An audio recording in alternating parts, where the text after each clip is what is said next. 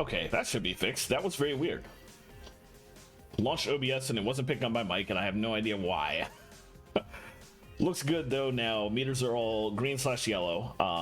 Presumably y'all can hear me. Hi, how's it going? Happy Tuesday. Oh, it's not a stream if something doesn't break. Anyway, hope you all are doing well.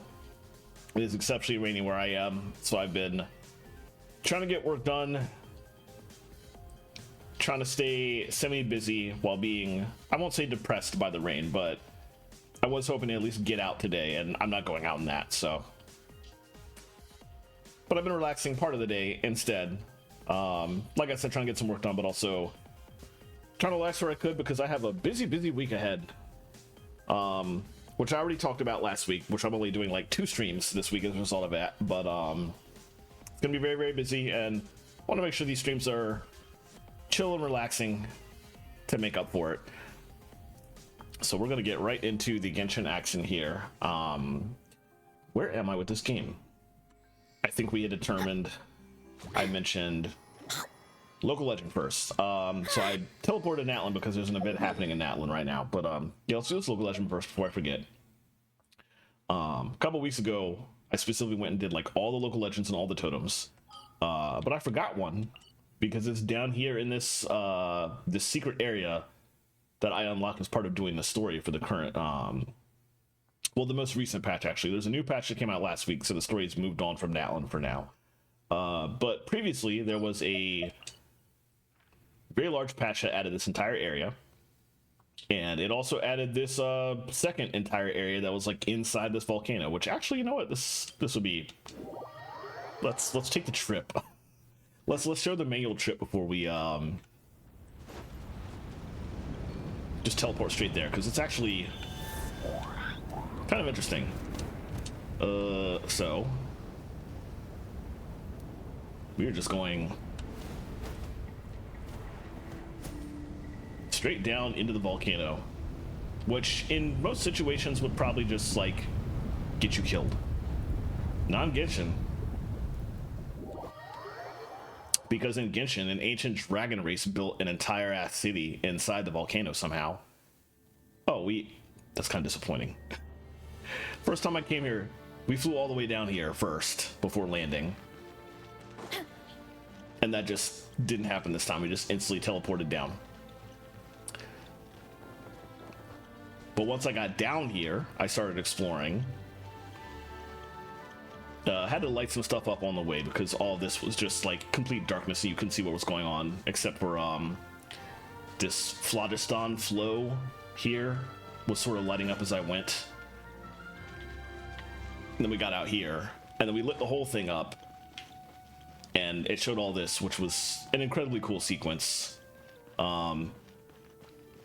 This is just a giant window. That's all stuff out there to explore, which I have explored in full, so I'm not gonna like go do it now. But there's just like a bunch of flying islands. There's just a bunch of like mechanical dragons out here too that you can ride to other islands.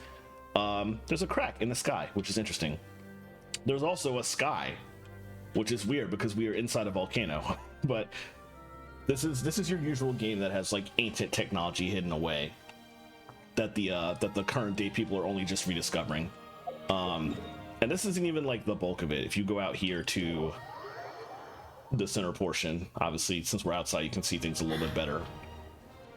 Had to make our way to the center platform, and from there to all the surrounding islands, which eventually let me unlock these 3 rotating orb things here. And once they were unlocked, you could take an elevator down into even more city eventually.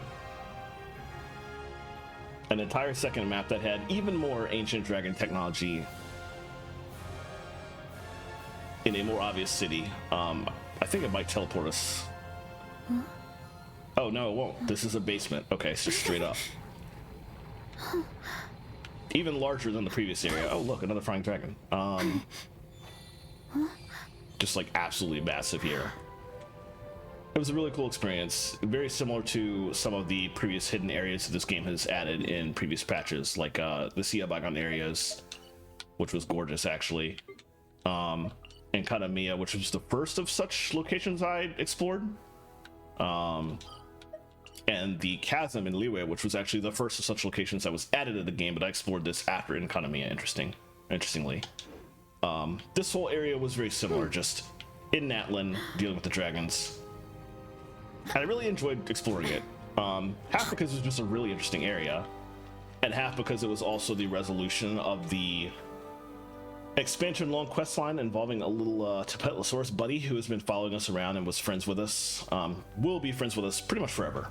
He's off doing his own adventures. You get to this point in the story, you finish all the quests involving him, and he decides that it's time to be an adventurer on his own, and leave the nest. So he leaves you with some memories and a photo and takes off and starts his own journey, which was very sad but very charming. And this was like the resolution to that entire thing. You had to come down here to finish off his storyline, which was just a fantastic thing. So many of the quest lines in this game are like especially good in the optional side quests, which is very interesting. Anyway, there's a local legend down here that I forgot about because this is a separate map than that one. So that was the point of all this. I want to come out here and fight this thing. It is a local legend, so this might go very badly. Let me eat some food. And in this under map, there is not actually a statue of the seven. So if I need to restore my health, I'm either gonna have to eat food, or I'm gonna have to teleport back up to Nalin.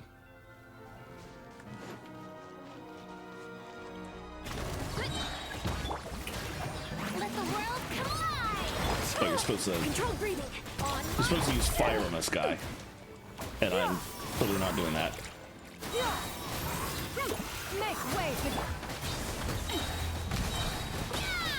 Let's see how my punch team will go.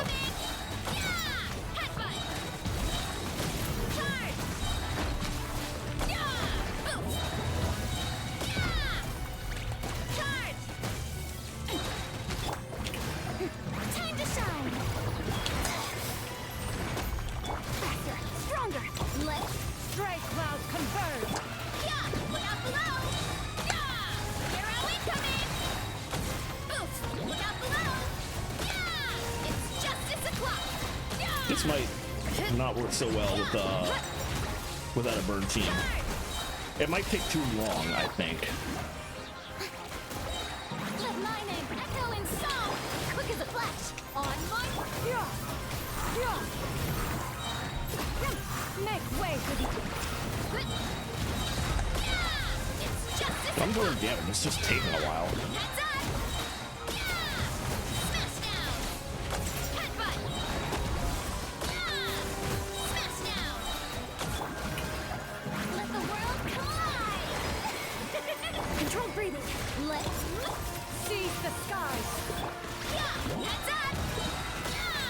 I guess I'll keep at it. I wouldn't want to stop now, just to switch my team in the middle of it.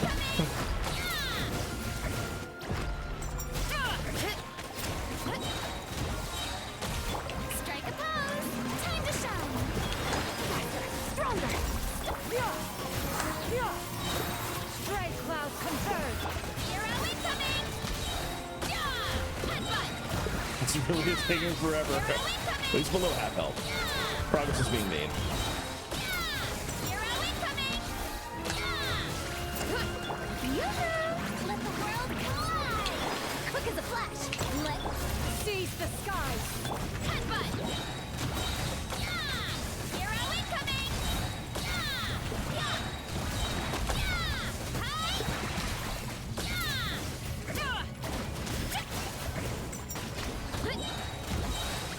That's a weird thing where I just stop being able to do my skill. I'm not sure what the cause of that is, honestly. Make way for charge. Here are we coming. Look out below. It's justice o'clock. Do it again. Nice. All right. Last legend done. Okay. With that out of the way, let me mark that off. And now we can actually do the event. All right, so new patch dropped last week. New quest line, new story that I did in its entirety, which took us back to Monthat, the very first nation of the game, which was a lot of fun. It was really great to see all those characters. I had to specifically play it in Japanese though, because I wanted to make sure everybody, if not the vast majority, was actually voiced, because the SAG-AFTRA strike is very thoroughly affecting Genshin Impact right now. So a lot of English characters are not being voiced right now. For this event, I did switch the voices back to English because I looked it up and every character except one is voiced. So I would like to hear the English casting in because I haven't heard them in ages. And I miss hearing them, so I think it would be fun to do this one mostly in English, with the exception of, I think, Charlotte is the one character who is going to be silent here. Yeah, let's start this up. Hey, there's a newsstand over there. Want to grab a copy of the Steambird? We know our Fontanian friends love a little drama. There's no way they'd let their readers down. Isn't that Charlotte? And standing next to her, surely that can't be Kanich? How about... Lost treasure resurfaces at last. Behold the beauty of the Remurian teacup. Ah, that's a shame. I will just read this one silently though, because I'm really tired of reading text out loud from the Skies of Arcadia streams. Once a week is okay. Illegal restaurant caught serving Saurian stew? Oh my god. Pretty shocking. But it still feels like it's missing something. Ah, got it. Udex gravely wounded in shocking stabbing. Set to miss cross-border smuggling trial. Why would Duvalet just get stabbed for no reason? Right? That's not even... Nobody would believe that. Also, it's a shame to have Charlotte not voice when she's... I didn't realize she would be this central. I don't know if she's completely involved the whole way through, but... Huh? What? Did Paimon hear that right? Neuvillette was stabbed and gravely wounded? No, surely that can't be right. Can it? If it is, we're all toast.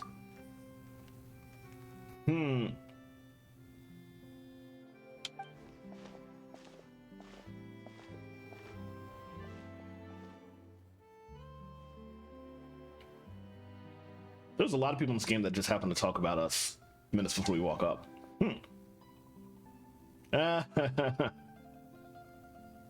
Actually, I think that's quite all right.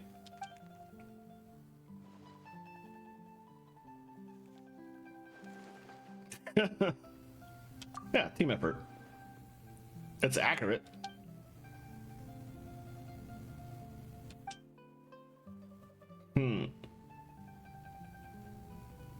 This is kind of weird. I apologize. I knew this was probably going to happen, but such is life. Hey there, you two.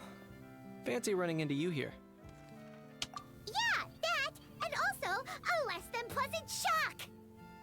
What the heck was all that about a Saurian meat restaurant and the Udex getting stabbed? Please say you weren't being serious. Trading tabloid headlines. Oh my goodness. Why was that in the Steambird? Trading tabloid headlines? Yeah. Charlotte and I were having a little contest to see who could find the most ridiculous fake news stories. Either I got lucky, or I have a knack for honing in on the most outrageous material. She's very used to that, admittedly. Charlotte works for the Steambird, which is actually like the creditable newspaper in this nation.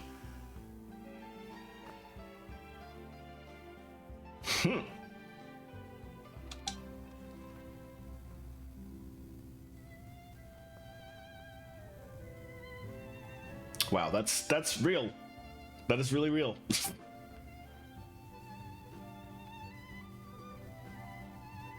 Boy, that's really real too. Oof.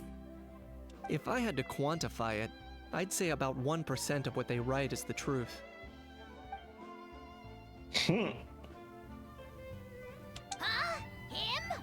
Oh no, not. Don't get me wrong. I'm not trying to give credit to these so-called news stories for occasionally including a grain of truth.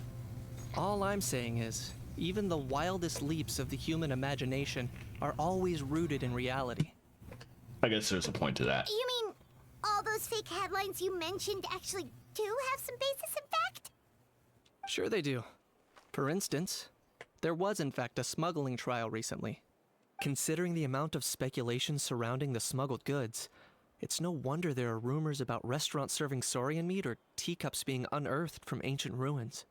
But in reality, the goods in question were simply a few ancient relics dug up from ruins in Natlan. Rest assured, no saurians were harmed in the process. I wonder how many of those relics are just like artifact farming. Like all the players do every day in this stupid game. It's because this case was assigned to another judge right from the... Ah, okay. I don't know. I feel like every case we've ever been involved in this game involved Nouvelette. I know there's multiple judges, but he's not doing himself any favors from making people not think that he is the only one. Oh, interesting. What was he involved with? Oh, okay.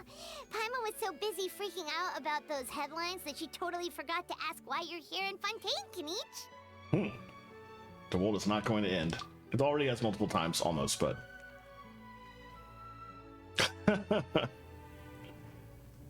Oh boy. It was a pretty open and shut case, and my testimony in court was clear enough. But I'm guessing, Mademoiselle Charlotte, that you're less interested in the case than you are in trying to uncover some news stories about Natlan.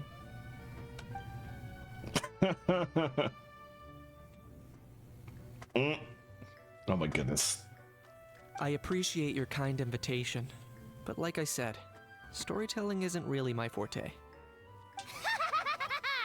Kanich the speechless! Kanich the tongue-tied! Huh? If you're dead set on doing an interview, why not talk to the Traveler instead? Oh no. We had like a whole expansion dealing with her. Do we really need this? Oh boy. I don't think I'm gonna be allowed to refuse here.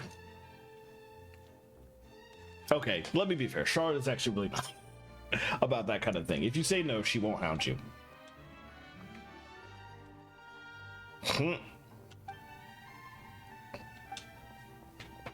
All right. Charlotte never stops, does she? So hopefully that will be the last of No Voice for a bit.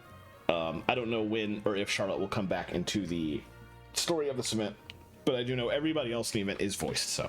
Anyway, Paimon just has to ask. That how thing that popped out before, or was it a how? It kind of looked like a how, but at the same time... Oh, that thing. Yeah, that was a how.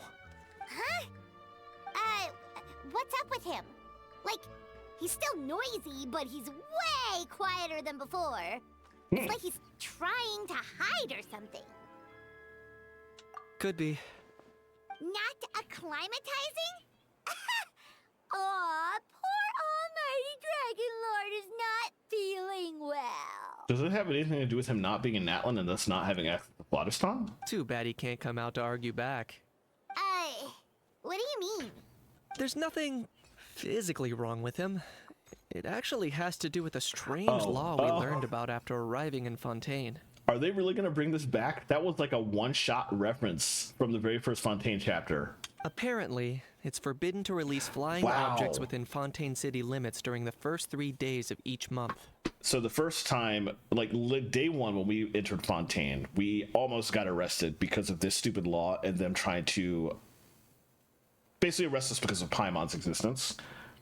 Until it was explained that Paimon is a living being and not a flying object. Paimon sure does. I'm very surprised that they brought that back. Paimon's been down this road before. There's an easy solution. As long as Kanich holds onto a house tail, he'll be considered an Almighty Dragon Lord balloon, not a flying Almighty Dragon Lord. Not gonna lie, I was considering that. But a How wasn't too thrilled with the idea of huffing and puffing away in the form of a mini helium balloon. That said, it's pretty annoying how he keeps randomly popping up all of a sudden.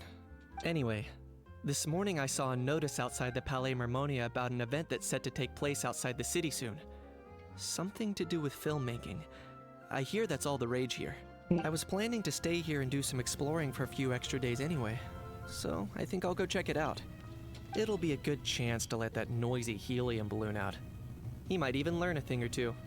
If you're free, why don't you come along? Seeing how angry always makes my day. I know where it is. I love that. So let me lead the way.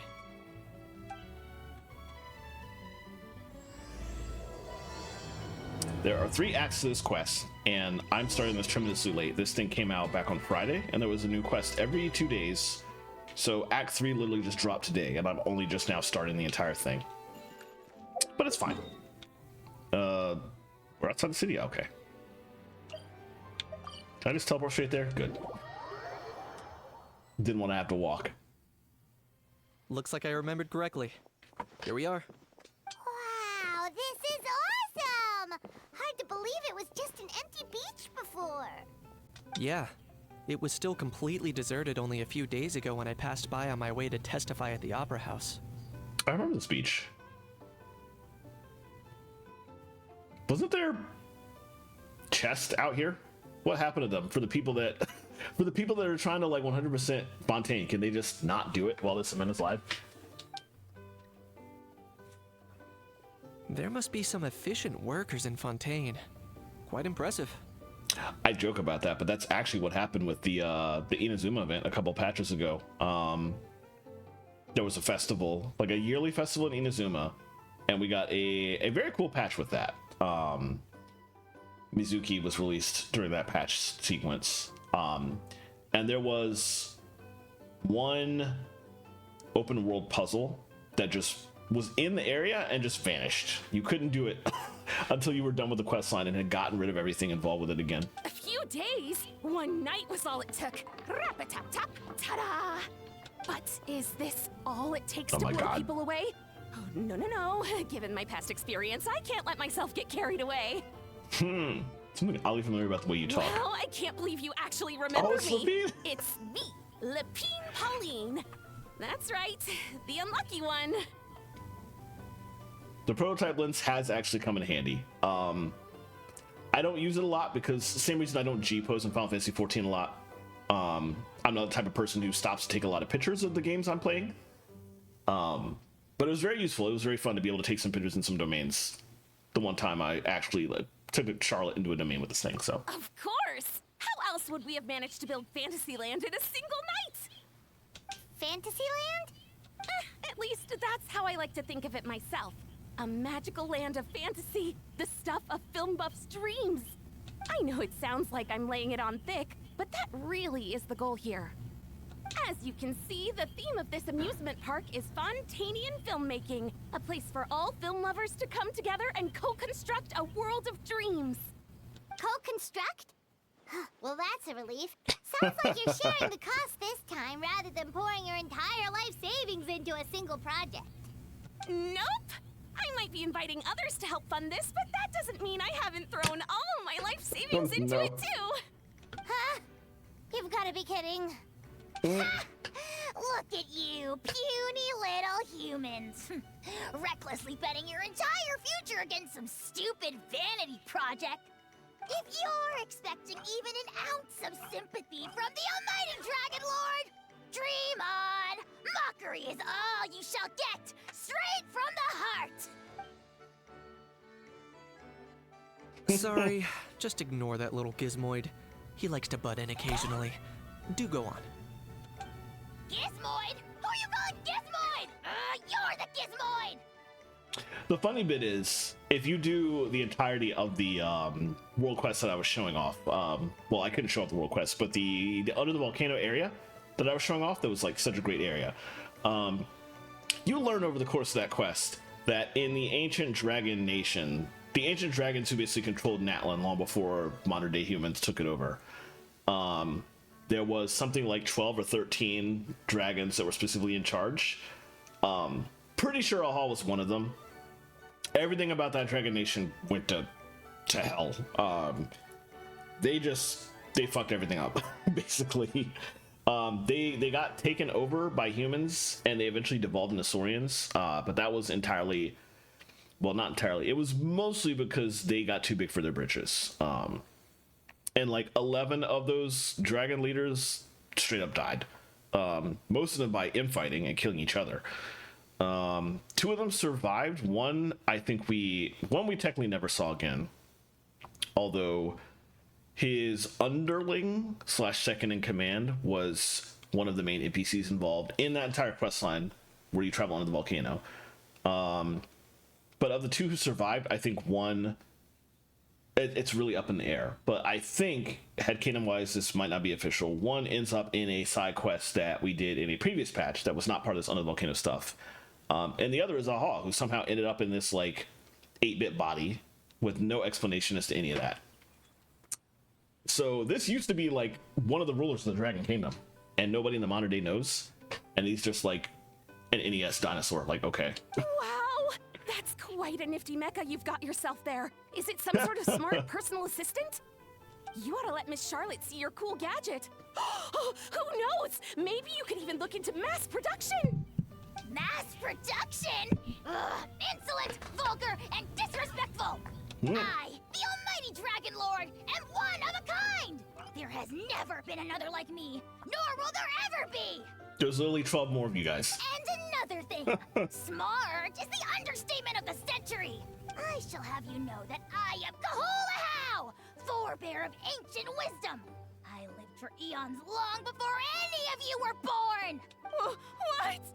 Heavens above! I beg your pardon, forebear of ancient wisdom. Please, I meant no offense.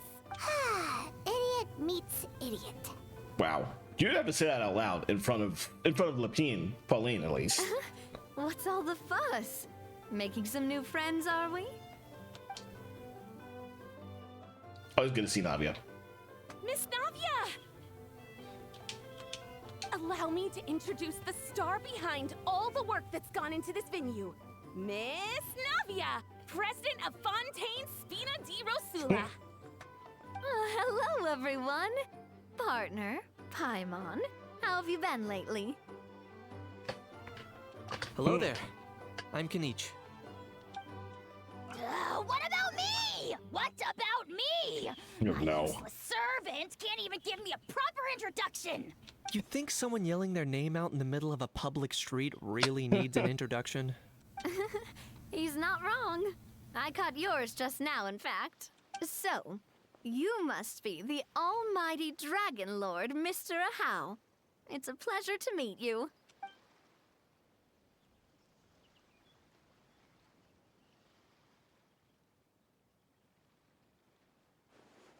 Oh, see that? That's what I call proper manners. Well, it's not every day you meet a well-mannered human. Navia, was it? Excellent. You may address the almighty Dragon Lord by his name. Navia, don't you think the title Almighty Dragon Lord is a bit silly? It's no big deal. All little animals do that, don't they? I mean, try to puff themselves up to look more impressive. Oh boy. Anyway, it's all thanks to Miss Navia and the Spina di Rosula that Fantasyland's gotten up and running in the space of a single night. Honestly, thank heavens! After all that paperwork and endless waiting, the event and venue finally got the green light. I couldn't wait a moment longer. The second the approval came through, I reached out to President Navia, hoping she could lend a hand. After all, who else but the Spina di Rosula would indulge such impulsive demands? Well, me as a player character, technically, because that's who you roped in last time. Sorry, traveler. Miss Lapine Pauline sometimes gets a bit overwhelmed by her own excitement, as you can see. I'm guessing she hasn't gone into much detail about the event yet, so let me fill you in. In short, the Cheval Moran Film Fantasyland is a fan convention that's open to film enthusiasts from all over Teyvat. Miss Lapine Pauline is hosting this event, and also providing technical support. Huh? Cheval Moran? That's right, the one and only Sir Intendant Cheval Moran. After much persistence and many solicitations, I finally obtained Lady Farina's permission to use the image of her close friend. I'm trying to remember who this is, Not only plot-wise. is our adorable mascot drawing in fans by the minute, but she's also boosting her own popularity. And that was always the goal, a win-win arrangement. that character, Cheval Moran, is one of the 3 animals, creatures, basically hydro entities that pops up when you use Freena's skill. They have names because, of course, Freena names all 3 of them, and I can never remember those names.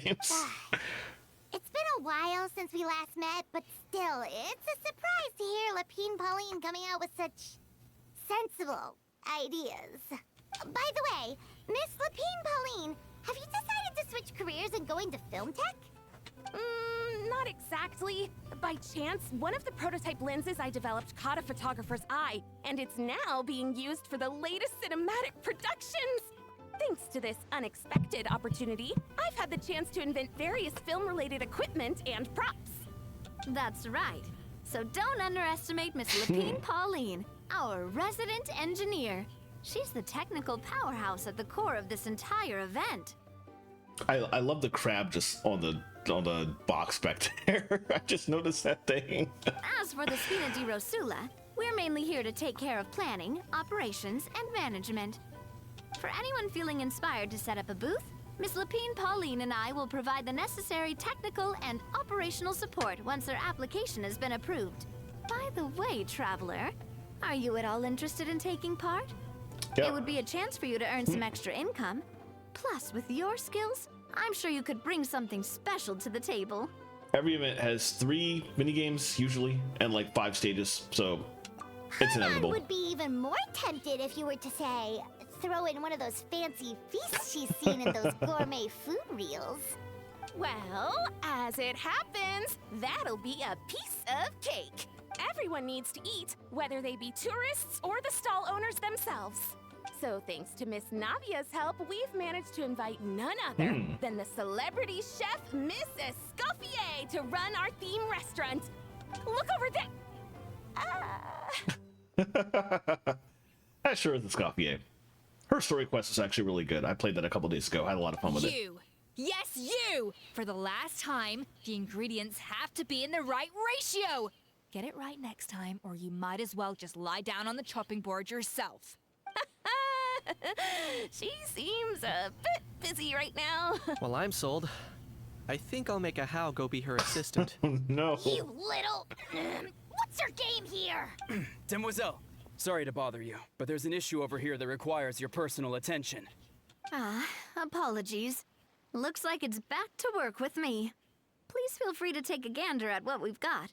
Anyway, if you're interested in taking part, come find me later. All right.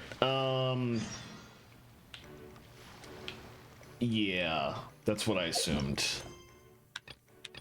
Oh, only one. Interesting. Okay, well, let's switch to this one because this one's probably what will unlock the mini games, I'm guessing.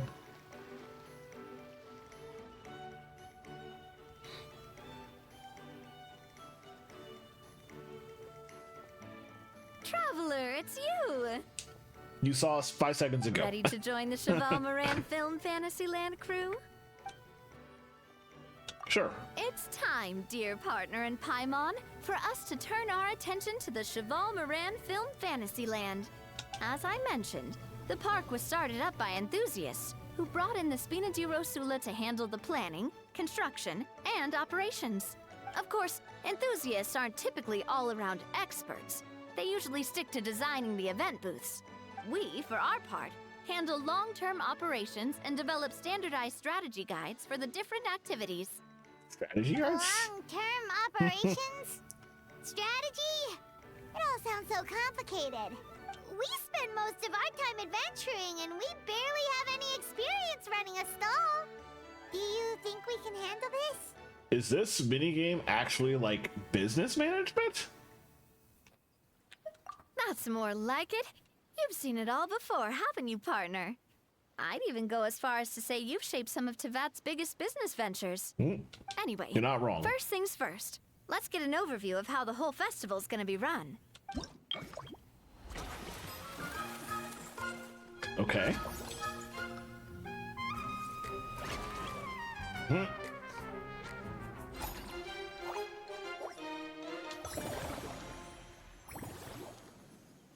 Oh my god, it is. As you can it see, is. our fantasy land's a bit like a sugar-free macaron right now. Several areas are still under construction. The Spin has only been able to hire a limited number of craftsmen. Besides, we don't have enough experience to handle multiple projects simultaneously. That's why I chose to adopt a time slot-based planning method, so we can focus on specific tasks during each designated period. Upgrading facilities, expanding the venue, hiring staff. All of this requires funds and time slots to accomplish. So, it's our job to allocate precious time slots in each business cycle to the most worthwhile tasks. As we attract more guests and earn money to add to our funds, we'll also be able to work more efficiently, which will allow us to divide each cycle into finer time slots, which will let us get more done. So we'll be limited in the decisions we can make and tasks we can focus on within each time period. Which means we have to use our limited actions and Mora to earn even more Mora. Kinda like playing chess or cards then. Cooking up a strategy in advance is gonna be key. Paimon thinks she just about gets it. How do you feel about it, Traveler? Yep, come on, we can do this. You mentioned standardized strategy guides just now. Does that mean there are non-standard ways to take part too? Of course. Film and entertainment mean different things to different people. And there's gonna be a wide range of exciting activities for people to try out. If we're not careful, some visitors might wander off and end up getting in trouble. And others might pick up dangerous props by mistake. To avoid confusion, we need to create a standardized strategy guide for each activity. Just think of it like a walkthrough. You want me to set the benchmark? Wow, if we're the first ones to test out the activities, who knows what surprises there could be waiting for us. But if we hit a tough spot, we'll just have to rely on our skills to carry us through. Hopefully it goes without saying that I'd never put you in danger, partner. I carefully checked all the existing activities before you arrived, and I can assure you that they're all perfectly safe. I also wanted you to experience the activities before anyone else gets to. It'll be fun. Plus, we'd like to hear your thoughts and suggestions. Oh, those are two things Navia is best at. Making people feel safe and having fun. Great! Well, I can't wait to hear what you think. Your input is super important to us. All right, then. Let's start with Eclectic Escapades and put our first guide together. All right, now I'm a little confused. So there are mini games, and there's just like a very large business development mini game on top of that.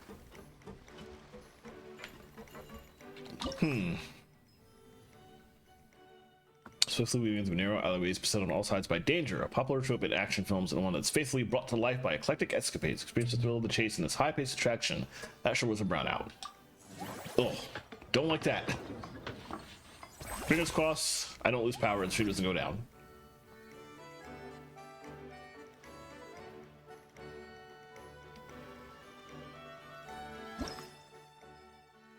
Okay, a themed circuit based on the adventure film Journey to Secret Sea. Legends tell of a mysterious ocean current, its ebb an invitation for adventurers to seek the mystical heart of the ocean, the so-called Secret Sea. Secret Sea. Alright, formerly standard, okay. Okay, so I guess we're not playing the game, we're just doing business management about it? Oh no, we are playing the game, okay. Special skills can create acceleration rings for the character while they're... Okay. Alright, this seems pretty straightforward for somebody that has done a lot of swimming in Fontaine.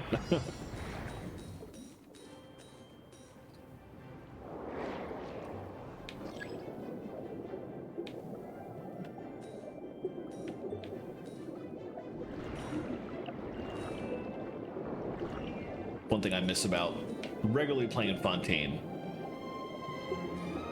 the underwater segments were very, I want to say very fun. It depended on the segment. Some of them were more fun than others. And the underwater combat was shaky at best. But exploring Fontaine underwater was an amazing experience, and I miss it. Nowlan has been great, but there's definitely something different about going into Fontaine.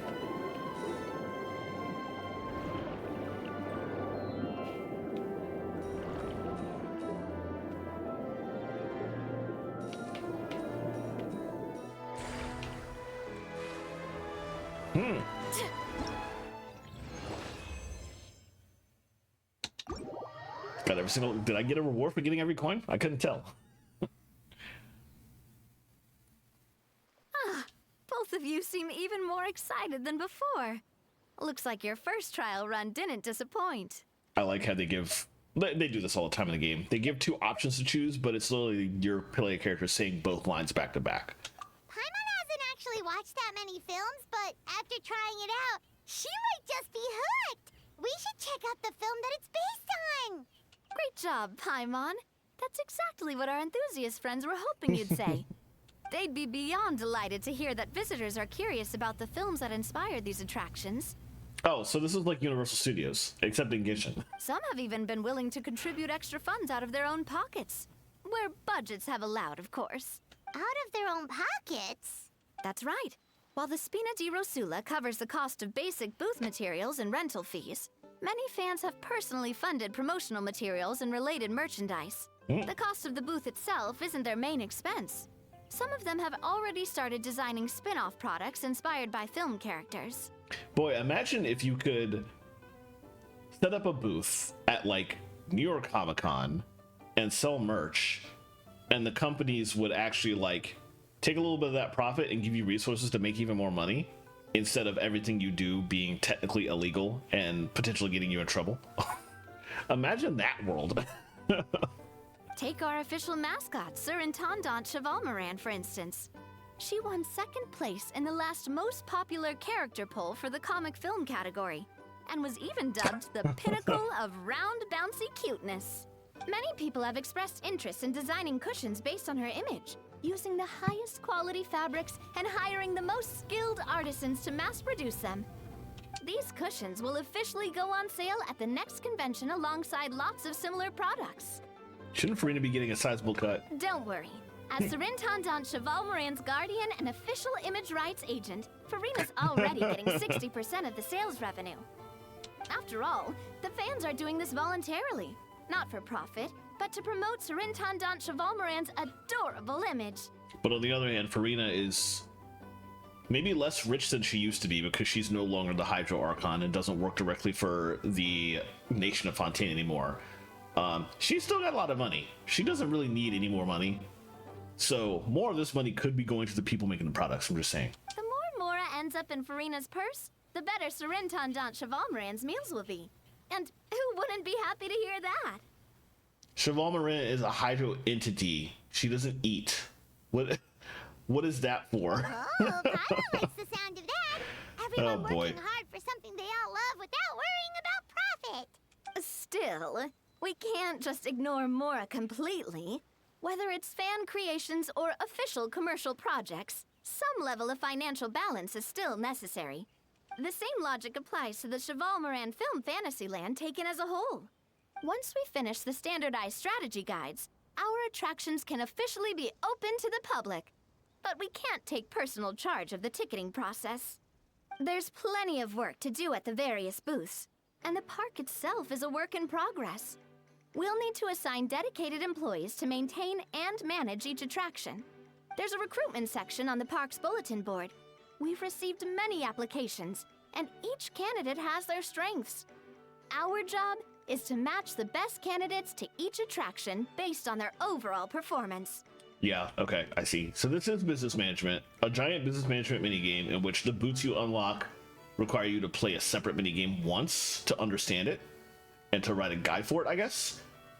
It's very interesting because this does feel like the Genshin Impact version of one of the very first events in Honkai Star Rail, a museum that you could build in Belobog, where you were managing the museum, hiring people for it, choosing what people were best suited to be the folks to walk visitors to certain exhibits that they vibed with more.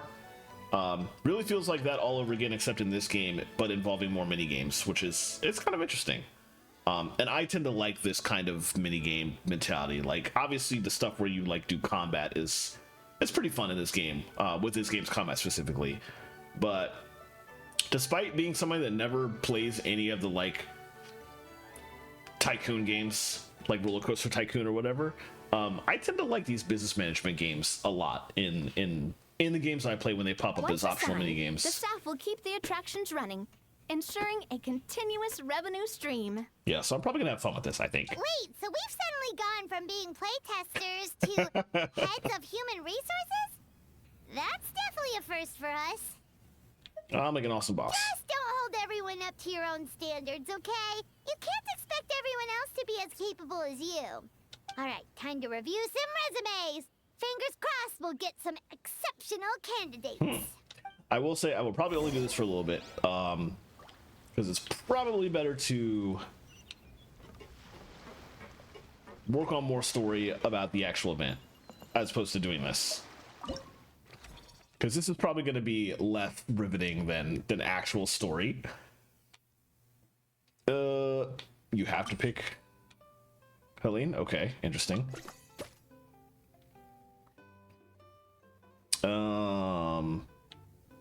I'll develop for the Fontaine Research Institute. I don't remember seeing her at the Fontaine Research Institute last time I went there. Take on menial or difficult tasks. Tough enough to handle any amount of overtime. Can bear with a half day off every 7 days of work. Why won't it let me scroll up and down on the...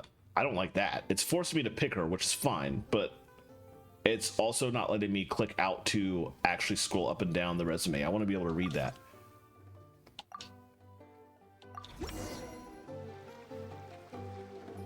So essentially, I have no idea who I just hired because the game wouldn't let me look through the resume correctly. Oh well. Looks like this particular employee is really getting into their role. You're both doing great. You sound more like bosses than I do. In any case, with this, the Chevalmoran Film Fantasyland is now officially open. Running a theme park is a long-term project. You won't make much if you try and rush it. Which means I should have done this 4 days ago when the game started and not when the event started, and not wait until now. Now I'm like 4 days behind. We're just about done with our Oh, current boy. work setup. Oh, well. So let's take a short break and wait for this cycle's revenue report to come in. All right. You come here to look at resumes. You come here to do actual work. Can we like talk to the employee? Do you have a request for me? Take care of your mental being and intro. Yeah. There's no 100-page set of requirements. You can tell she worked for the Fontaine Research Institute. Jeez. That's too real. So we don't have the option to play the game anymore. We can only talk to her.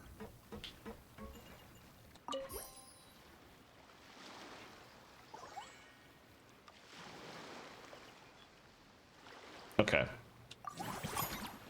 All right, this is pretty straightforward. But yeah, after this Well, cutscene, I will probably the wait till numbers later might not look that impressive. to play more of it. But given that we're just getting the ball rolling, I'd say that wasn't a bad start. Building on this momentum, we must consider rolling out more unique business strategies during the next cycle. To draw in the crowds, I've invited one of Fontaine's very own celebrity chefs, my good friend Escoffier. She'll be performing right here in the amusement park's restaurant. On that note, let's go catch up with her.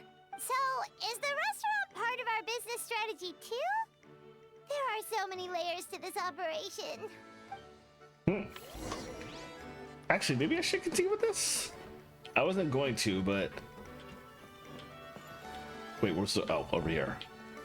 I want to see what Escoffier says. If she acknowledges the fact we did the story quest already. The restaurant is up to standard, and the waterside location will make for a unique dining experience.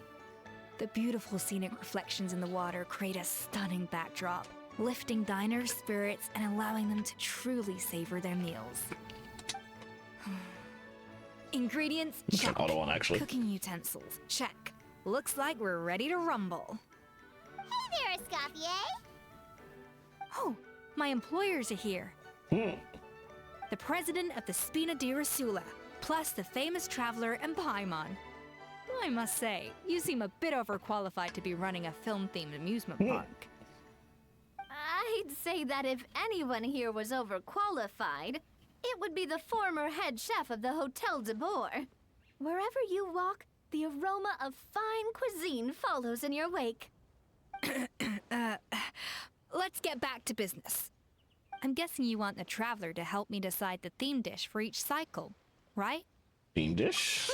This is the business strategy I mentioned earlier. Using Escoffier's top-tier dishes to attract more visitors to the park.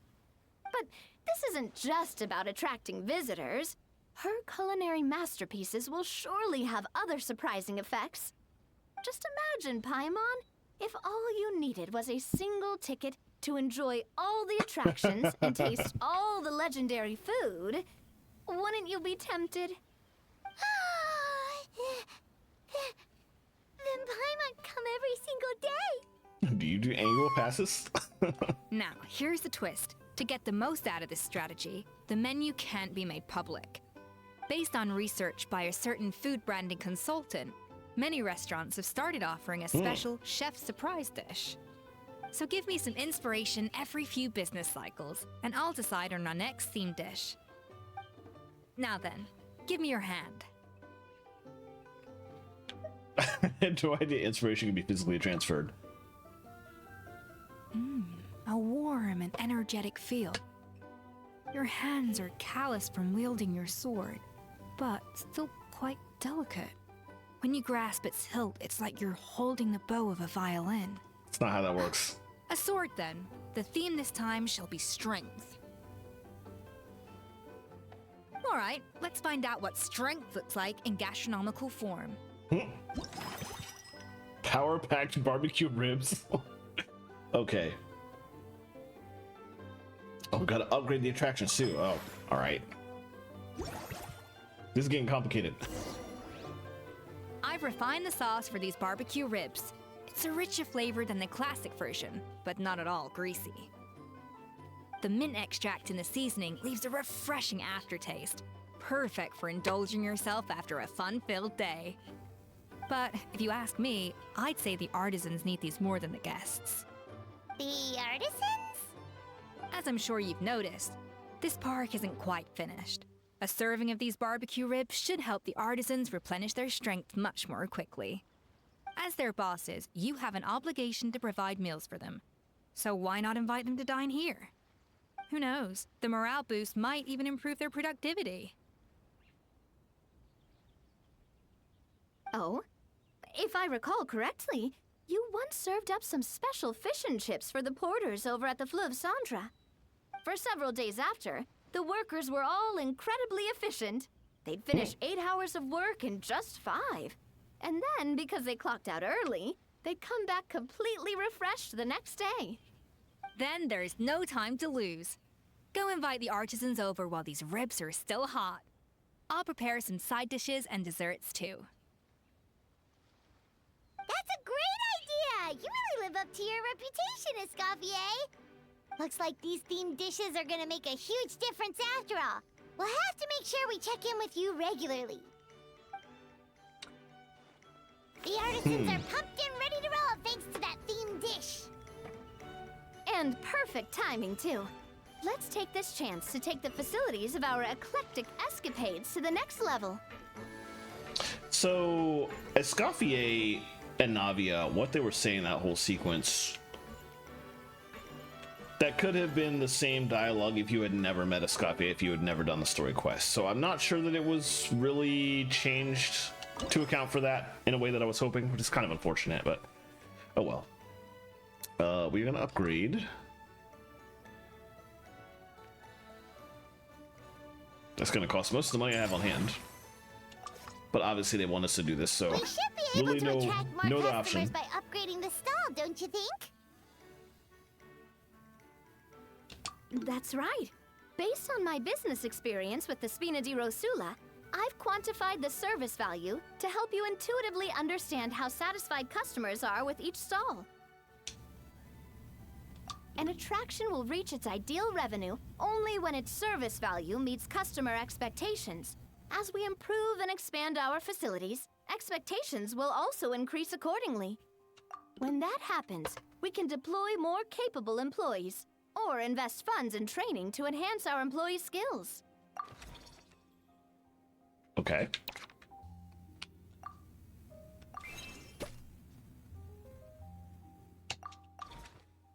I guess she's level 7? Okay. She went from level 1 to level 7 in one button click.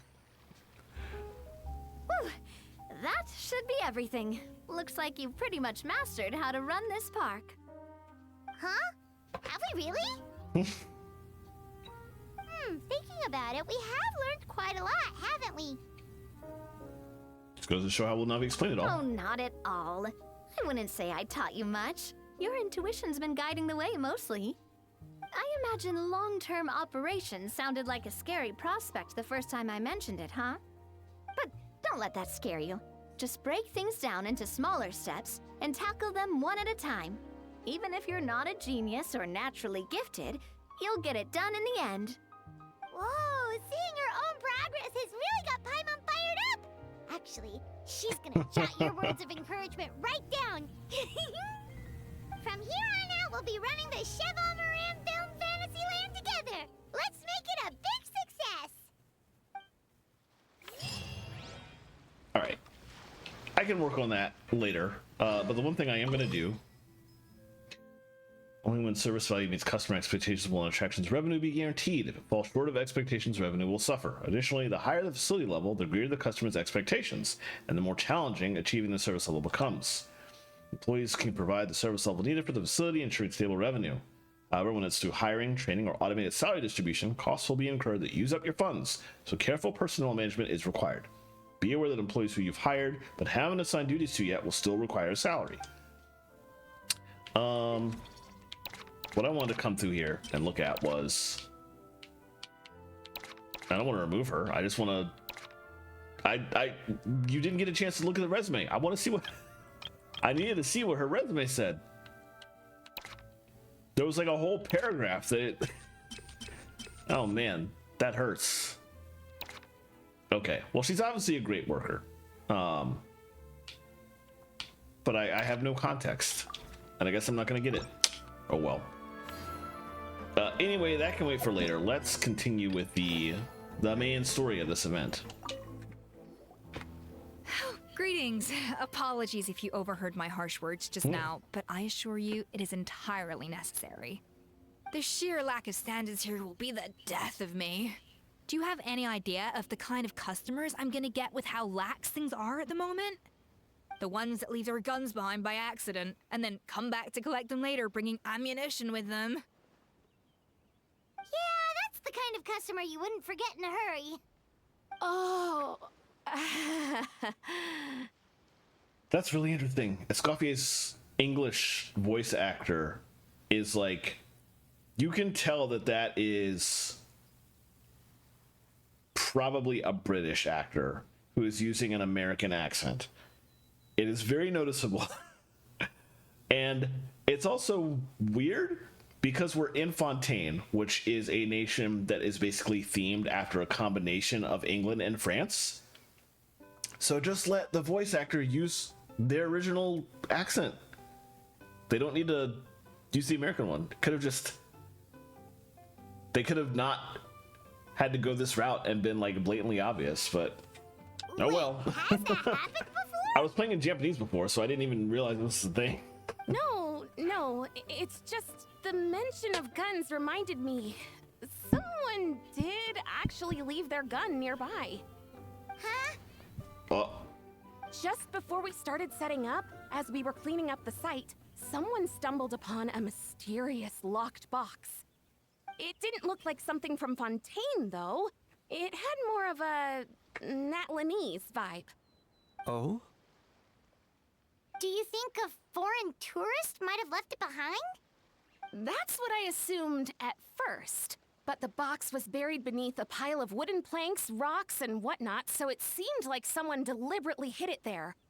But I didn't see much point in speculating, so the best thing I could think of was to hand it over to the authorities. I trekked all the way over to the Palais Mermonia just to hand it in. It was exhausting.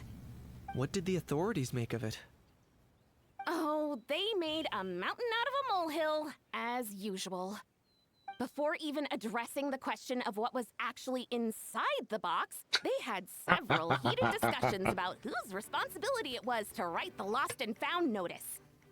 Thankfully, the ever-reliable Officer Sedine stepped up and immediately called in the Marechaussee Phantom to crack the lock and check if there were any dangerous items inside. And, as it turned out, there was a gun. Wow, that's a dangerous item, all right. Mind if I ask what kind of gun it was? Oh yeah, Mr. Kanich, you're from Natlan, aren't you? Do you know a lot about guns? You could say it comes with the job. I have an interest in weaponry and the like. Ugh, such a spoiled brat. What, are the toys I gave you not good enough for you anymore? Yep, got sick of those long ago. You little... Don't dare you turn your nose up at my gifts! Why Time for a timeout, old-timer. Sorry, where were we? Oh yeah, do you recall what the gun looked like? It's a bit hard to describe. If Who you ask in Natlan me, even it uses didn't a really gun? look like a gun. Kind of think. Oh, give me a second. I'll knock out a quick sketch. Well, I imagine when she finishes this, we might be able to tell, or I might remember just offhand from the look. Maybe. Something like this.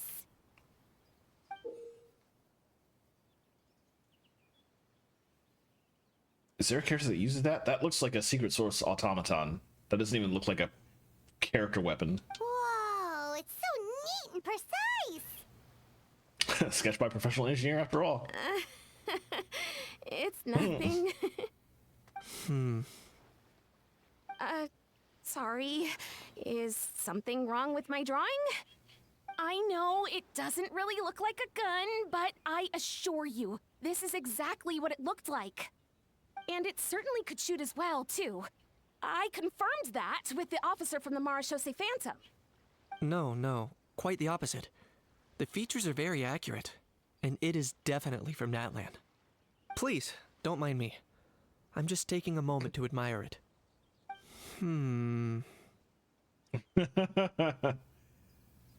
Thanks a lot, Looking I Pauline. should be the one thanking you. Thank you, and everyone else for your support. What a, Don't mention it. Besides, we haven't what really a done very anything. obvious let's chat in private. Not at all. The buzz and excitement you guys bring is exactly what this event needs. Oh dear, I'm starting to feel a bit guilty watching everyone else toil away. Guess it's about time I got back to work too. But just before I go, one last thing. Traveler, it's wonderful to see you. Here's to a successful collaboration.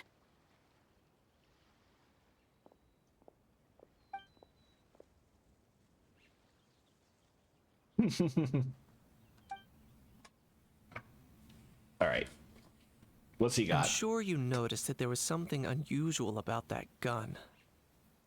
Looked ancient. Correct. Sure did. It's most likely an old weapon dug up from some ancient dragon ruins. Based on my experience, it might be more accurate to refer to it as a hand cannon. But in Fontaine terms, it's not wrong to call it a gun. Given why I came here, don't you think it's curious that an ancient dragon relic of unknown origin would turn up like this, out of the blue? I suspect this gun might have something to do with that smuggling case. It might have slipped through the cracks. Time is of the essence, so I'd like to head over to the Palais Mermonia to verify my suspicions. Yep, I'm coming along too. Perfect. Then we can head out right away. Or, if you want to catch up with your friends first, I can wait.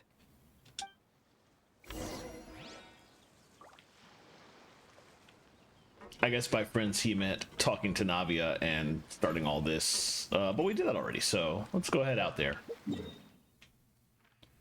Oh, what? Look at this giant old graphic that they added to this. Wow. Where's even the teleport? There was a teleport to take you directly here, and now it's gone, and now there's just this. That's kind of weird, actually. Anyway, we can worry about that later. Did I just accidentally click out of the quest? I hate that you can do that. Oh, Eve is here. Oh, An Auron? man. Okay. Bro! Oh, no. Are you mimicking me? Now's not the time. Come on. No, I mean, one of our buddies is here, for real. Quite a few of them, actually. Aurora and Aoife, what brings you to Fontaine? Huh? How come you're... Hmm. Ah, I'm guessing Kanich is here because of that international smuggling case, right? I've heard quite a bit about that. Word sure gets around quickly, huh? First time abroad and you're already making headlines. Oh, stop it. It's not like I was the center of attention. Wasn't expecting to see the Traveler and Paimon here too, though.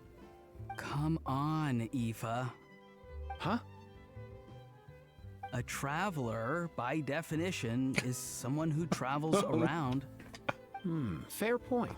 I love Auron. It's so ridiculous. Anyway, back on topic. Wait a second. I lost my train of thought. What were we talking about again? Why, you're all here, of course. For vegetables. Cuckoo. I'll go first. It's for the Chevrolamine Film Fantasyland. Wait, is that right? It's Cheval Moran. Ah, right. I keep stumbling over that one. Guess I owe Cheval Moran an apology, even if she's not here. That's okay. Anyway, long story short, the festival restaurant urgently needed fresh vegetables from Natlan, which is why Aoife and I are here. So, you guys are vegetable couriers? He is. I'm just here as a responsible adult. It's his first time traveling so far away from home, and all the elders in his tribe were worried. So they had me come along. That's a Even good though reason. it's your first time too.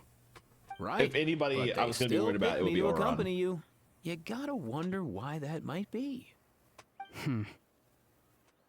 Don't you get it? They all just saw how overworked you were, so they used it as an excuse to send you off on a vacation. Wait, what? So I'm getting the grandson treatment now too? See? Doesn't matter how much older you are than this dude. Hang out with him long enough, and you'll eventually find yourself being treated like a kid. Meaning everyone looks after you. What's so bad about that? In theory, nothing at all. In that case, guess I better start over. Hi guys, my name's Aoife, and I just turned 5. Oh my god. Paimon's not sure who the responsible adult is anymore. So, what about Kakuku? If he was here, we'd be making more of a ruckus than we already are. That's exactly what's got me worried. Aoife, there's nothing to worry about. You're a big boy. You can handle yourself now even without Kakuku. You think that's what I'm worried about? Anyway, my priority right now is Kakuku. Suffice it to say, Kakuku's in big doo-doo. How so? He's so small, and all he knows are a few harmless phrases. What kind of trouble could he even get himself into? Let me guess. Did he get caught out by the law on flying objects? Bro, you too? Not me. How? Oh, that pesky little chatterbox. So that's why he hasn't interrupted us this whole time. Guess he's too scared to show his face. That, plus he's already spouted enough nonsense for one day. So I put him on mute until tomorrow. Thank you, Kinish. Nice one. I appreciate that so much. If I was even half as decisive as you are, I would have kept a closer hold on Kakuku so he didn't get a chance to go flying off. I guess that's what flying objects do. Oh my goodness. Oh no, bro. Or rather, did Kakuku get caught by the guards for flying around? If they had managed that, we'd at least be able to track him down. But when the guards started chasing him, Kakuku flew into that building next door. I wouldn't be surprised if there was a high-stakes pursuit going down in there as we speak. Just like one of those cool crime movies. Which building? That one? Yup, that's the one. Kakuku sure has a good eye for a getaway. It's the tallest building around.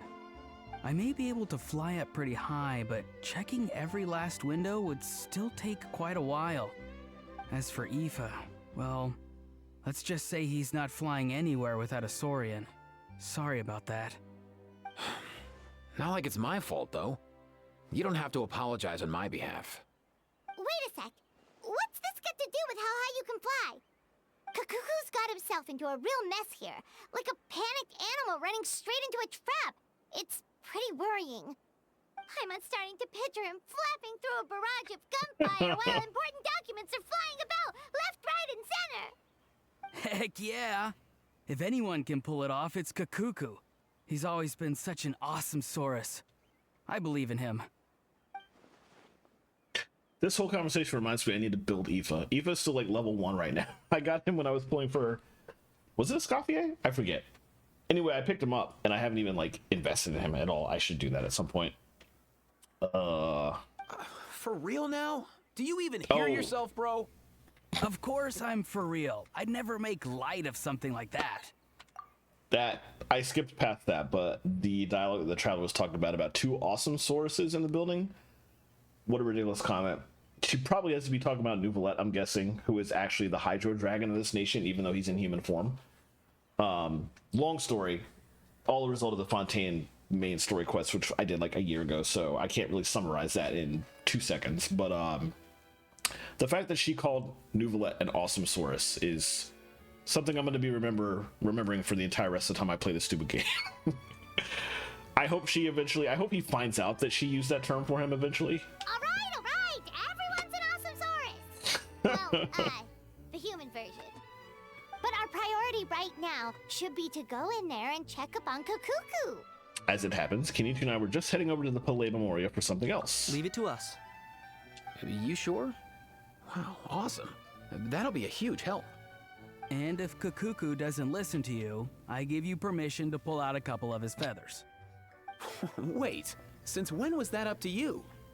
Well, then it's your call, bro. All right then, if My God. Kakuku doesn't listen to you, I also give you permission to pull out a couple of his feathers. There you go. If he objects to that, tell him to come find us. He won't. Trust me. Oh boy. Oh, let's talk to him before we go. Back when we first met Kakuku in the wild and I begged you to take him under your wing, I never imagined you'd end up spoiling him rotten. And I never imagined you'd be nagging me about it. Oh, well, I definitely saw that coming. Huh? You're only 5 years old after all. Jeez. Alright, anyway.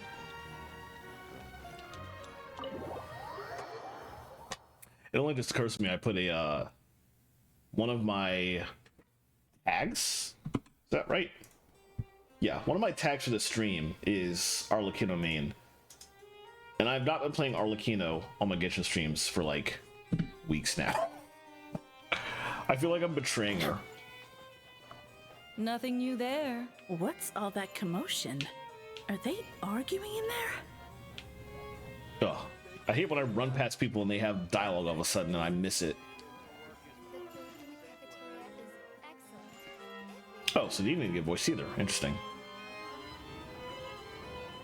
Oh, Nouvelette and Risley. And Kakuku, of course. It'll be nice to hear Joe's voice again. No way,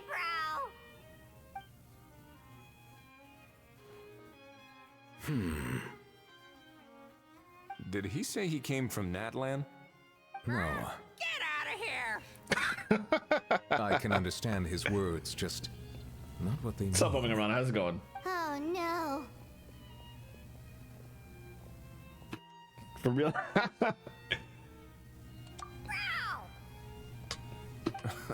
He keeps repeating the same things over and over again. Oh, you know one another. He's a bro of a bro. I'll choose he's a bro. He's a friend, yeah. A Saurian friend, let's say. Great. Well, that was easy. Looks like we've tracked down the owner. Guess that's one less lost and found notice for you to write, Monsieur Nouvelette. For real? Traveler, was there something important you wanted to discuss with the Udex? I'm just about done with my business here. Need me to step out? Stay and hear them out first. Perhaps it will have some bearing on your own work. If I'm not mistaken, you are the same Mr. Kanich who served as a witness in the smuggling trial? I take it there's been a further development in the case. That's right. Very perceptive, Mr. Udex. So you've met Nervalette before? But wasn't the trial overseen by another judge? I've seen his photo in the papers. But as for this other gentleman... Allow me to introduce you to Mr. Wriothesley, administrator of the Fortress of Meripede. Or in layman's terms, Fontaine's prison warden. Please, feel free to share anything about the case. There's no need to keep anything from him. Pleasure to meet you. Pleasure to meet you! Wow, that sounded just like me. But should we really discuss official business in front of the Saurian? Oh, wow! Oh, no! I believe he said... Or rather, I suppose he meant that he'll keep this to himself. Oh boy. Though I should mention, Mr. Kukuku, that we will have to ask you to sign a confidentiality agreement. Sure thing, bro! This is all a bit strange, but they really are a great pair of awesome. Sorry. Screenshotting that 1 second. Apologies. Make sure I got that screenshot. Yep, we are good. I had to make sure. Let us return to the matter at hand. Mr. Kanich, was there something else you wanted to discuss relating to the case? Yes. Let me fill you in. Right. Gun time. Hand cannon time. Makes inquiries with the relevant personnel. Sure enough, they locate the box and the gun that Lapine Pauline spoke of. Wow! It really is exactly like Lapine Pauline's sketch! That must be all that practice drawing engineering blueprints, huh? So if it's true that this weapon came into Fontaine alongside the contraband from the smuggling case, then there's a high chance we overlooked a suspect. That's exactly my line of thought. I see. Mr. Kanich, thank you for reporting this promptly. I'll arrange for the Marachose Phantom to investigate All right right, away. Scribe. Thank you for popping in. We should begin by questioning the prisoners in custody. Wriothesley. Hope the rest of your Final Fantasy IX I'll stream sign went pretty off well. on the interrogation request. Don't you worry. That would be much appreciated. Are we gonna have to go back to the It's fortress? lucky that the Palais Mermonia wasn't scheduled to release any public bulletins today, and that this gun's lost and found notice hasn't been written up yet. Oh, nice. In other I hope the words, chicken the tacos news are hasn't delicious. leaked. I'll be staying in Fontaine for the time being. If there's any progress in the investigation or you need my help, feel free to reach out anytime. Yeah, sure. I kind of don't want to have to go back to the fortress, but if you need me to go back to the fortress, fine. Yep, we were just about to go help out with Oh, Frilly Lapine Pineapple. That sounds Pauline's actually really good. convention. If there's any news, we'll keep you all posted. Marvelous. Thank you all. Well then, all that's left is to... Thank you. Hope the dinner goes very deliciously, because that sounds really good. I'm honestly... You miss me, bro? God damn it, Cuckoo. He really does come out with the most unexpected things. Who did he learn it all from? Oh, thank you for the raid. I appreciate that. Let me toss a quick shout out for you.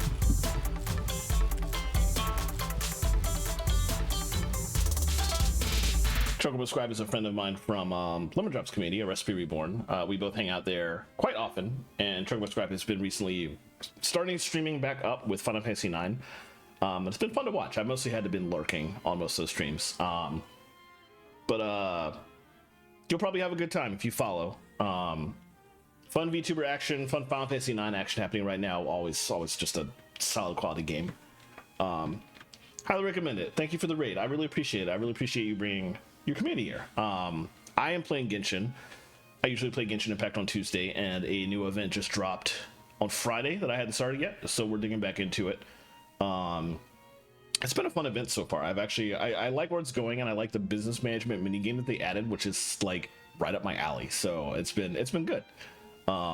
It's also been good to hear the English cast again, because I've been playing in Japanese for a couple weeks now. but I was mentioning earlier in the stream, I heard that all of the cast of this event has been voiced except for one particular character who we met at the very beginning of the event. Not sure if she'll show back up. She's unvoiced currently, but everybody else is voiced, and it's really nice to hear the English cast again, including Risley, who is actually voiced by Joe Zija, who I actually know in real life. And it's like, this is the only game I play that he has a voice in, so I get to like actually hear his voice acting. I have not played a single other game that he's done a voice in, and I feel like it's a funny joke to keep it that way for the most part for now. But it was cool. It's cool to hear him again. And when I looked up who was voicing and realized that he would be back for this, I was like, okay, let me switch it back to English for this one at least. Huh. Well, it's pretty extraordinary. Anyway, according to due process, we must first determine whether Mr. Kakuku qualifies as a flying object. Oh boy. And, following on from our conversation just now, he also needs to sign a confidentiality agreement. Drafting said agreement may take some time. Looks like you'll be staying with us for a while then, Kakuku. Excited? I can help pass the message on to his friends. That would save us a lot of trouble. Many thanks. Don't mention it. All right then, we'd better get going. No need to see us off. I will talk to these people really quickly. What do I I have to know say? you mentioned a while back that people from Natland would soon start showing up all over the world. But I hadn't expected anything like this. It seems no matter where they come from, all dragons are inquisitive by nature. You can say that again, bro! The same might well be said for humankind. The real reason you chose to stay to investigate this case was your curiosity about Natlan and Mr. Kakuku, was it not? Guilty as charged. Nothing gets past you. So, how about we take this opportunity to chat a little more? We've got the world's best translator on hand, after all. Sure thing, bro! Speaking of voice acting, that must have been a really easy job for that voice actor, for Kakuku, in all the languages, because Kakuku only ever says like the same dozen lines. So they were probably in the studio just one day, knocked it out, and that's it. I just wanted to look real quick. Yeah, I have been fired at by those things, by enemies with those things all over Natlan before. So as soon as I saw that drawing, I knew what I was looking at. We need to go meet up with them directly outside, so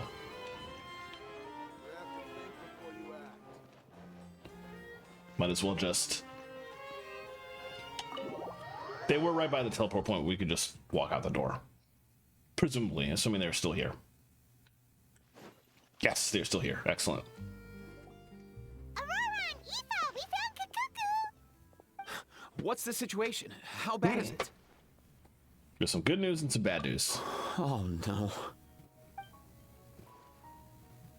When I saw that Kakuku wasn't with you, I'd already prepared myself for the worst. Not that bad. Relax, Aoife. Maybe Kakuku just prefers high-rise living now. Sometimes you just have to let the kids grow up and make their own choices in life. For real now? Do you even hear yourself, bro? It's not that bad. Kakuku's fine. Still very much alive and kicking for starters. He hasn't been arrested either, so no jail time. Even had an interesting chat with some veritable VIPs. See? You're not exactly reassuring me here. As for the bad news, well, it's really not that bad. Kakuku accidentally overheard some top secret stuff, so he has to stay at the Palais Mermonia for a while to sign a confidentiality agreement. But there's no need to worry. The person in charge of looking after Kakuku is super nice, so he'll be absolutely fine. We'll just have to wait a bit longer. All right. That doesn't sound too bad after all. Wow, hearing that's put my mind to rest. But based on my understanding of how things work here, the ban on flying objects should be over by the time Kakuku actually gets out. What a shame. Oh well, I guess we'll just have to go have some fun without him.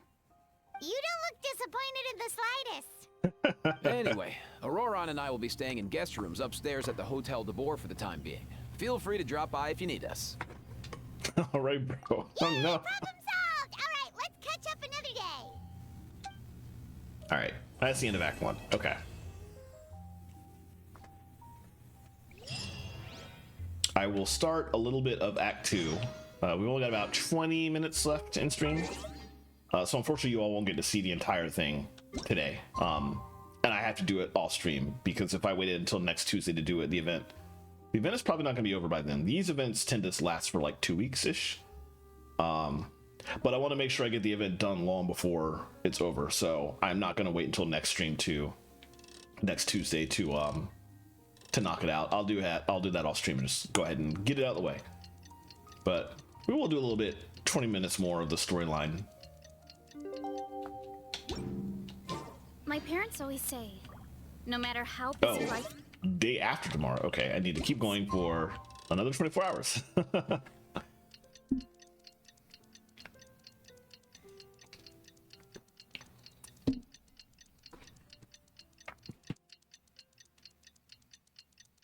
I did not read the text of the quest nearly well enough.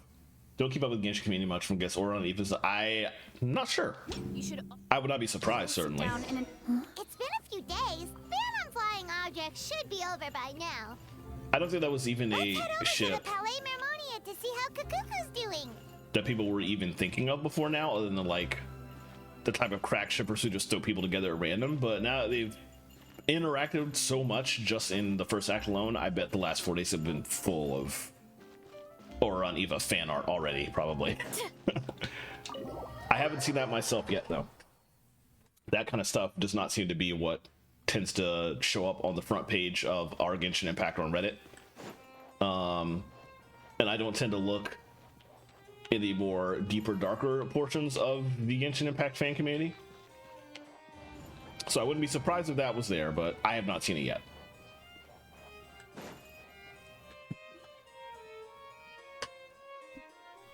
Hey everyone, we're here! Oh hey, my little dudes! Good morning! Okay, I misspoke earlier because that's a new line. I guess anytime Kikuku shows up or hangs out with other people, that voice actor has to record new phrases based on what those people say, because the vocabulary basically gets expanded. Okay, so maybe it wasn't just one day in the studio for that voice actor. Maybe there was a little bit more work. Oh wow, Kukuku's learned a new greeting! Is that good news or bad news though? Sorry, I did everything within my power. But so far, I've only managed to teach him how to say good morning. Wait, so that's all you've been up to this whole time? Get out of here! I think that means no. Huh? Okay, so good mornings aside, please tell Paimon there's been some other progress too. Of course. That's why I'm here. Kukuku's not the only one that Mr. Risley's been getting to talk. I'm referring, of course, to the convicts. It was nothing. These guys weren't exactly tough nuts to crack. So, what's the deal? After racking their brains, they remembered speaking to an inconspicuous middle-aged man just as they were preparing to pack up and leave Natlan. He was dressed in the manner of the Children of Echoes and carrying a box. Plus, the description matches the one the gun was found in. All in all, he didn't look any different from your average Natlanese traveler. Perhaps seeing that they were dressed as merchants, this man stopped for a chat, inquiring where their goods were headed, and even asking if they could share a boat. The smugglers were very cautious, though. They didn't tell him any specifics. But all this happened before I crossed paths with them. I happened to notice them as they were preparing to set sail. I thought they looked shady, so I snuck aboard, and ended up being carried along all the way to Fontaine.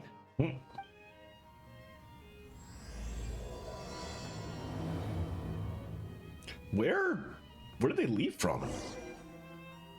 Why is the hall in the corner for the loading? Why is that a thing? I don't like that. Boss, do we know if those Fontanians will even like this stuff? What if we can't shift it? And that's why we call you a rookie. It's all supply and demand, kid. Supply and demand. Natlan's foreign trade is just starting to lift off. There'll be a market for it, you'll see. That's right. So stop giving the boss trouble, rookie. Just do your job and keep an eye on the goods. Are they merchants? Have they come to Fontaine to do business? Scarred face. Calloused hands. On closer inspection, the fabric looks worn at the knees and elbows, and his fingernails are dirty. Not exactly your typical merchant. I appreciate that they took the opportunity to bring back Fontaine's investigation music from the many portions of Fontaine's Archon Quest, which is essentially, for you Final Fantasy 14 players, the Fontaine MSQ. They went full on Ace Attorney. Multiple trials, something like 3 trials that we participate in over the course of the story. And every single one of those trials had investigation portions where they played this song. I love the hell out of this song. I'm really glad they brought it back for this bit. Could he have previously been a warrior? Or even an adventurer? Something feels off. I'd better sneak up and get a closer look. Oh, am I playing Kinich for this? Ah, nice. Nice thinking, boss. This tourist tub's been fast going and smooth sailing. Plus, no one's been asking us what we're up to. That goes without saying. Big cargo ship would have been too slow, whereas the smaller ones would have been faster but way too bumpy. If we ended up damaging the goods by accident, all these months spent grafting away would have gone up in smoke. Seriously? But there's hardly anything here. Would it really have taken them months to prepare? And why would they need to transport it with such care? Could they be secretly smuggling precious items out of Natlan? I'll need to find a way to get to the bottom of this.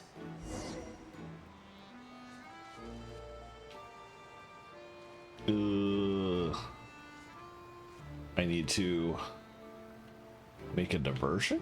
Okay. How? We're locked into this area. We can't go beyond that.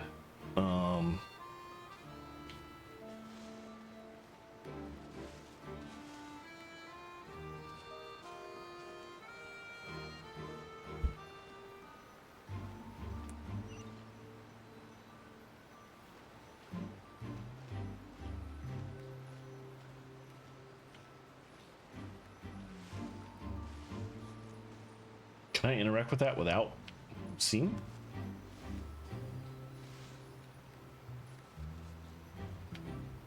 I don't think so.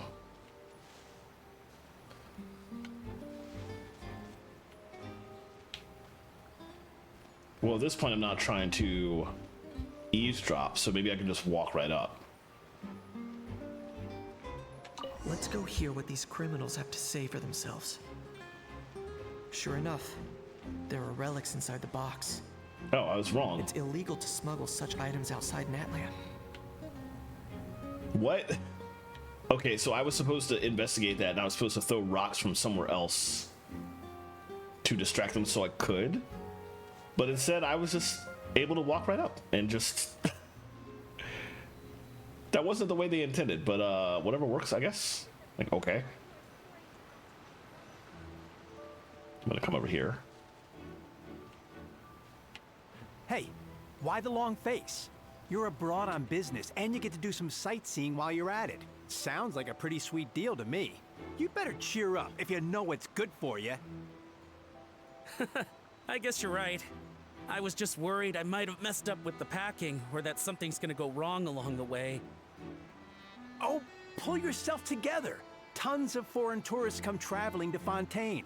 I bet their luggage is full of all kinds of weird stuff. They're not wrong, technically. If someone insists on checking it all, just show them the purchase order we had drawn up. Those Fontainians can't get enough of their legalese, so I've heard. They can look all they want. Aha. So their aim is to smuggle in contraband after all. Looks like I've gathered enough intel about the smugglers and their contraband. Time to inform port security.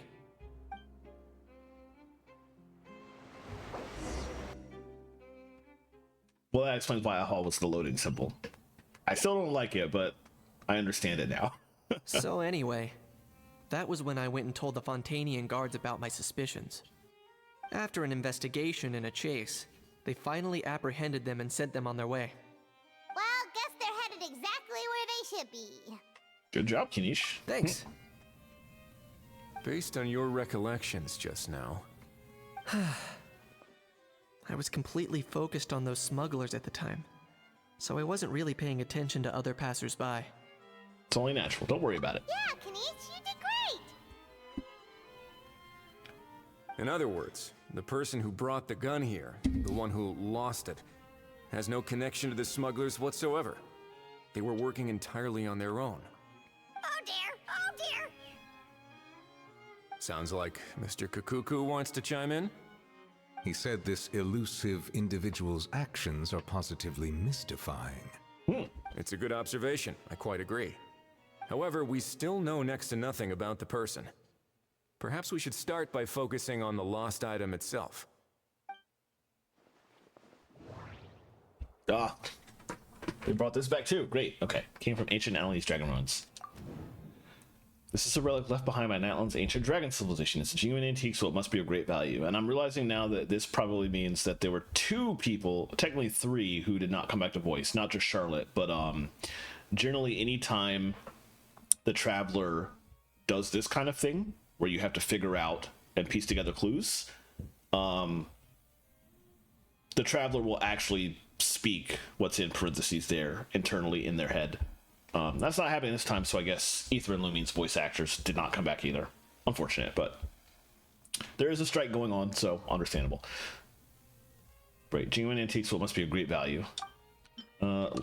Genuine treasure lost by the roadside, still it remains unreported and unclaimed.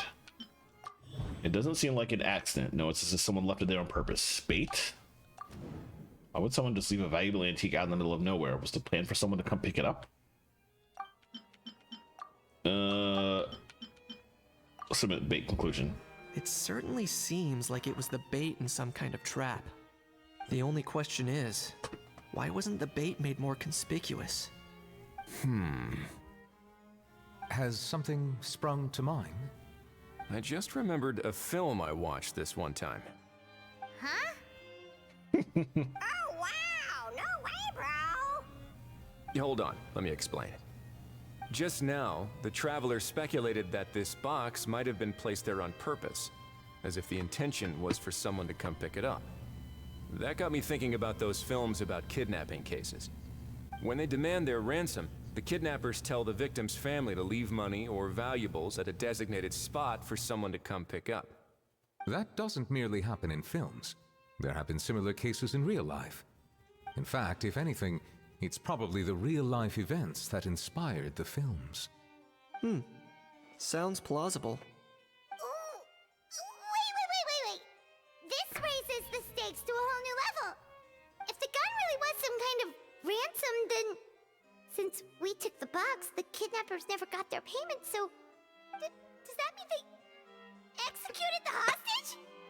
Everyone stay calm. We haven't heard of any missing people. I agree. I don't believe we have a kidnapping on our hands. Selling off stolen goods is extra work that most kidnappers would want to avoid. Unless they're after something very specific, they tend to just ask for cash.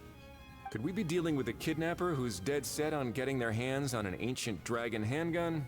It's not impossible, but the likelihood is very slim. We can discount that possibility for now.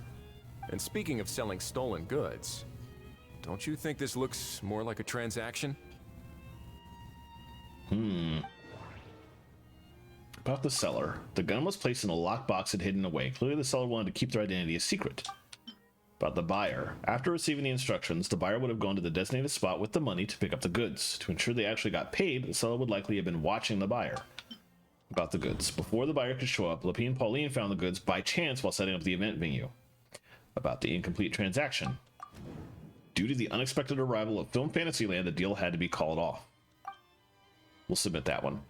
In a lot of the previous versions of these clue, this sequence where you go through the clues and try and figure out what's going on and submit the conclusion, you would have the option to combine several clues to create like a more complex one. But because this is a limited time event, they don't go that complicated with this. They did that a lot in the main story.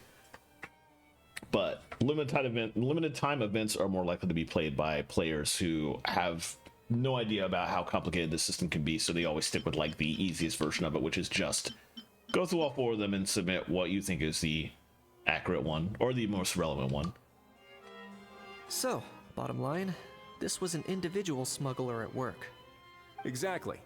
And it was the location itself that caused the deal to fall through. The last thing they would have expected was for a quiet beach to turn into a bustling film convention overnight. Not only is the area now packed with tourists, but the Spina di Rasula have a presence there.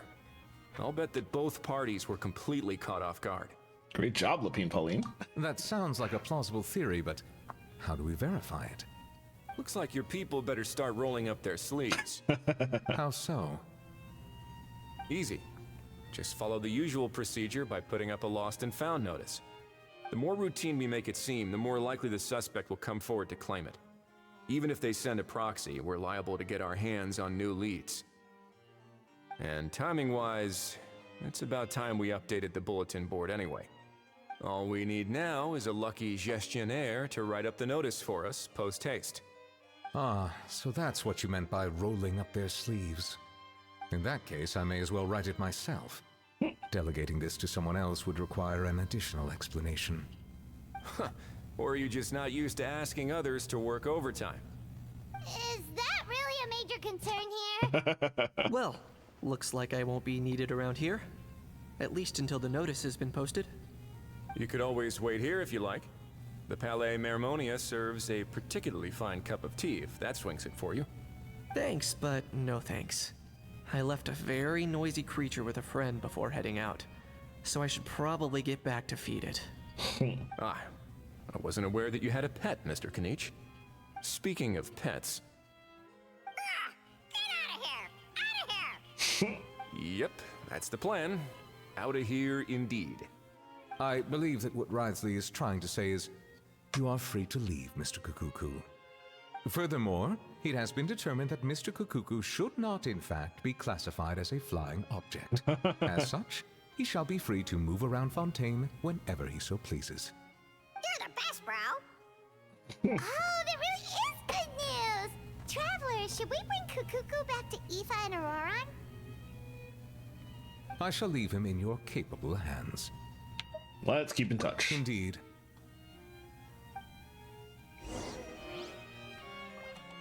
See what I have to say one last time. You know, all this has made me realize that I'd quite like to have a pet. If that proves inconvenient within the fortress of Meripede, perhaps you should consider finding a place in the court of Fontaine. That actually sounds like a good idea. In the past, I always dismissed the idea of buying a property in the city. The prophecy about the floods meant it never seemed like a worthwhile investment. But now... This might be a good time for you to re-examine the documents I gave you regarding your title as Duke. Huh? Citizens with honorary titles are eligible for certain benefits when purchasing property in the court of Fontaine. Really? How about this? You read through your documents from start to finish, while I write up the lost and found notice. Nice. We could continue the story, but it's also 9:26, and I'm gonna need to go ahead and end stream soon, so I might as well go ahead and cut it off now, and I'll continue this on my own time, obviously. Let me switch to my end stream. Let me go see who is live that we can raid. Thank you all for watching. I appreciate it. Had a good number of people pop in. Really appreciated that raid from Chocobo Scribe. See who is live. While I'm looking for that, I will go ahead and talk about this week's schedule a little bit. There's basically pretty much nothing on this channel. I'll be back on Sunday on this channel. That's pretty much it this week, because I am busy with Washington Metropolitan Gamer Symphony Orchestra's Seasonal concert. We're doing our spring concert this Saturday. So I'm going to shout them out. I feel like everybody watching is probably already following WGSO, but if you're not, go ahead and give them a follow. Saturday at 6 p.m. Eastern will be our spring 2025 concert once and again, with a heavy focus on the music of Chrono Trigger, among other things. So, gonna be very, very awesome. Look forward to that. But because I am busy with that Saturday, I'm obviously not going to have any time to stream. My usual stream will be happening while we were doing setup for the concert. My usual end time for stream will be right when the concert downbeat starts. And they also say I'm not going to want to stream later that night because I'm going to be super tired when I finally get home at like 11 o'clock that night. So no stream Saturday because of the WMGSO concert, which I hope you all are able to watch. No stream Thursday because dress rehearsal for that concert is at my usual stream time Thursday, and it's far, far more important that I attend that dress rehearsal. So I won't be doing my Thursday or Saturday streams as normal this week. I will be doing my Sunday stream, usual 4 to 6 p.m. It'll be Xenoblade again as usual. So hopefully you can tune in for that. Let's see. Oh, Jer is streaming tonight because Jer's schedule is also different this week thanks to... I'm not sure if this has been publicly announced, but Jer has mentioned it on his own stream, so I feel like it's safe to mention this here. Jer, who we should go raid. Let me go put in the Nightbot commands for the raid, so you can follow those. Second one if you're sub, first one if not. We'll blast those when we get to Jer's stream. Jer Roke is a awesome friend, wonderful pianist, and he's actually going to be a special guest at the aforementioned WGSO concert. He will be playing a piece for us on piano during the second half of the concert. So he's streaming tonight instead because he's going to be traveling. I believe Friday night he's going to be streaming with ZD Major 7 at her place. Then Saturday he'll be with us at the concert. So he's super cool and he deserves a follow if you're not already following him, and we are in fact going to go rate him. So yeah, thank you everybody for watching. Had a great time as always. Like I said, WGSO concert Saturday. I hope to see you in Twitch chat there. If not, I'll be back on my own stream Sunday at 4 o'clock p.m. Eastern. So regardless of whether I see you in either of those two streams, I will probably see you around the internet, and I hope you have a wonderful rest of your Tuesday night. Take care, y'all.